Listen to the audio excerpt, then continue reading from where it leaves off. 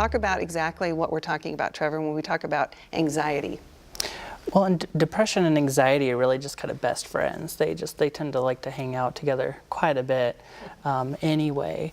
And it really follows right along with what Dr. Hyde was saying, in that without being able to cope with boredom, which I really see as a manifestation of anxiety on some level, being able to sit with that, sit with my thoughts, not have a screen, something to interact with, is how we can learn to cope with anxiety. And without having that ability to reflect and to sit and calm ourselves, that self-soothing piece, we become really reliant on stimulus and entertainment, and which then we start to avoid. And you can probably speak a lot to this, that the more we avoid, the bigger the anxiety. Yeah, how does it manifest?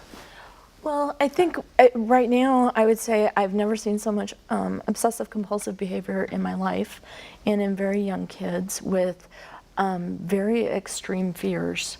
Extreme fears that bad things were going to happen to their parents, they're not going to be okay, you know, which can manifest in, you know, separation anxiety, problems concentrating in school where they're just preoccupied, hand washing, counting, all of those kinds of behaviors. And that's a more extreme form of anxiety disorders. But basically, I would say the underlying feeling of an anxiety disorder is, I'm not okay.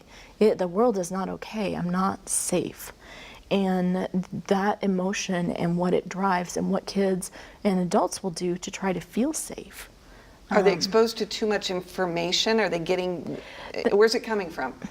I think it's coming from a number of sources. One is that, you know, there's economic uncertainty right now, and we know that mental health disorders, suicides increase during those times. You know, there's not a sense of everything's going to be okay in our country, a time of great prosperity.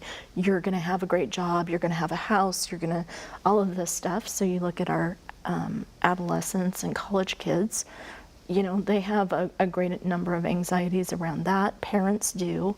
And the smaller kids, the younger children are picking that up. Yes, and even if their parents aren't political, what's really interesting is I still see young kids who will mention things and their parents are quite shocked at, like, well, we don't have the news on, we don't, you know, discuss these things, and it's like they're picking it up also at school from their peers. So maybe you're being good about not having, you know, news on. I think news is a horrible thing for young kids to watch because it's so tragedy focused, and kids need to feel secure to thrive.